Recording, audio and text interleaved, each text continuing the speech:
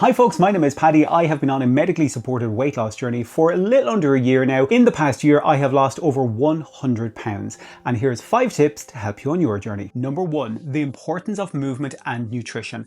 A lot of people I speak to are just taking the medication. They are not focusing so much on the nutrition or their movement because they think, hey, I'm on the medication, it's going to do the hard work for me. The medication is a help. It is a tool. However, you absolutely need to be focusing on your nutrition in particular and your movement if the journey that you're on is one of optimum health as opposed to just trying to get a low number on a scale. A low number on a scale in itself is not setting you up for the best success that you can have when trying to improve your health. The nutrition, the amount of food you eat, the types of food you eat are so important to be focusing on throughout your entire journey, and indeed not just whilst you're trying to lose weight, but lifelong as well. That doesn't mean that you have to live like a rabbit, because obviously you want to be able to enjoy food. However, thinking that you can continue to eat the way that you've always eaten and not making tweaks is not a positive way to be starting out on your journey. The second part of that is your movement as well. It is so important to focus on the type of movement that you're doing,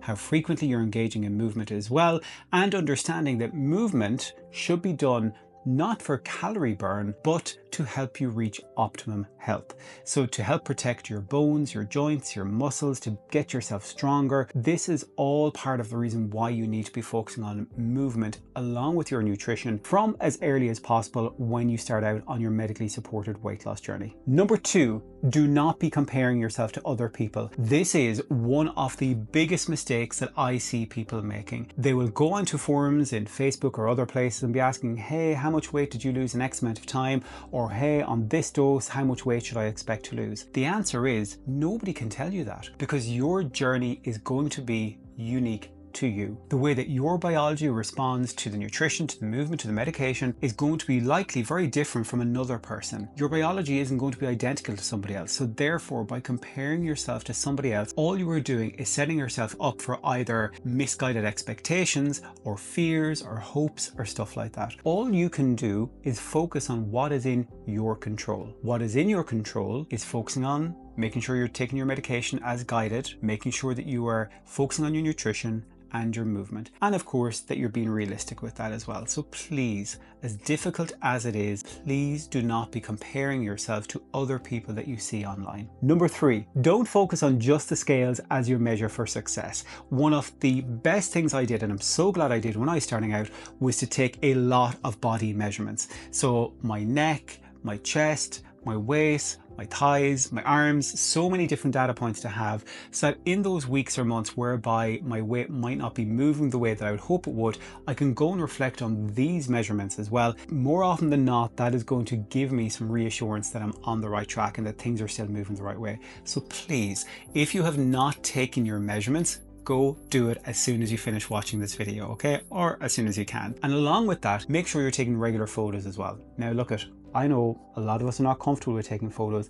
but if they're just for your eyes and they can help you see the changes in your body, again, perhaps in those weeks whereby, you're not seeing change in the scales, I promise you, it is going to be such a comfort when you can look at 2 pictures side by side and see there's a difference regardless of what the scales are showing me. Number 4, the importance of community. Now, I did speak a moment ago about how sometimes Facebook and similar forums can be bad for you because they're going to almost get you into this headspace of comparison and seeing what are other people doing. Equally, it is so important to find a space that can be a community for you. A lot of people are on this journey in secret because they don't want to tell people, and that's your right. This is a medical journey, and I don't believe that anybody should have to be going out there screaming from the rooftops about what medical support you are or are not on. This is your journey. Do what works for you. However, having some people that you can lean on can be such a great support, whether that is somewhere in social media, whether that is something like a podcast. Don't forget, I have a podcast. It's called The Dose with Paddy and Belinda, or some other kind of tools or groups or spaces like that.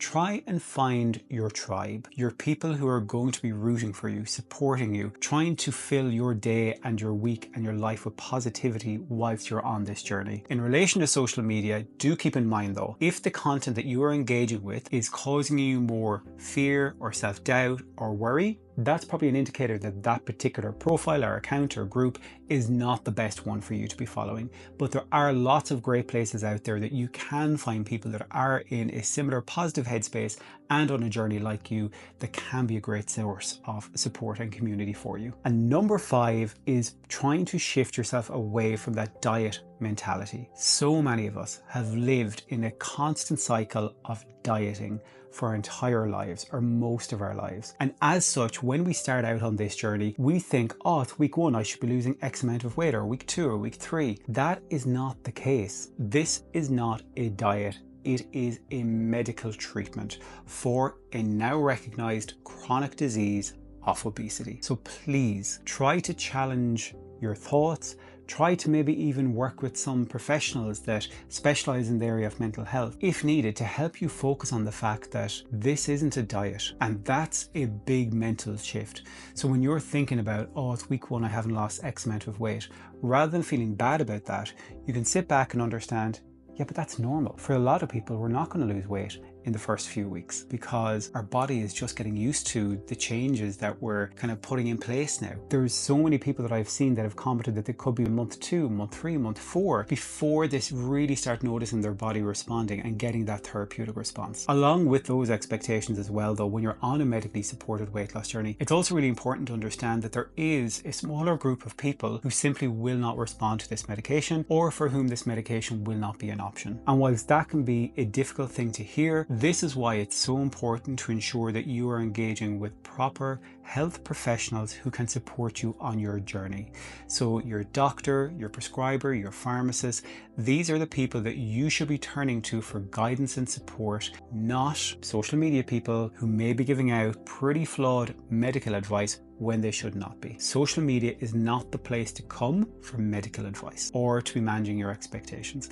And I say that very well aware that I put out a lot of content here, but it is something that I always try to emphasize anytime when I'm speaking. I am not an expert. I am only sharing my experiences and my hints and tips and thoughts along the way, never medical advice, because the only people, again, that you should be seeking medical advice from should be your doctors, your prescribers, your pharmacists, etc. People who are suitably qualified to do so. Above all, though, as well, be gentle, be kind towards yourself. This is a long journey. For most, it is an emotional journey at times. It is a journey that can make us doubt ourselves, that can make us reflect on our past, reflect on behaviors, on habits, on learnings that we've had over the years about how we engage with food and movement and ourselves, and some of those negative thoughts as well. Starting from a place of compassion and trying to understand that living with the disease of chronic obesity is not your fault. And all you can do, as I mentioned before, is focus on what is in your control. And what is in your control is never going to be the number on the scales. You can influence that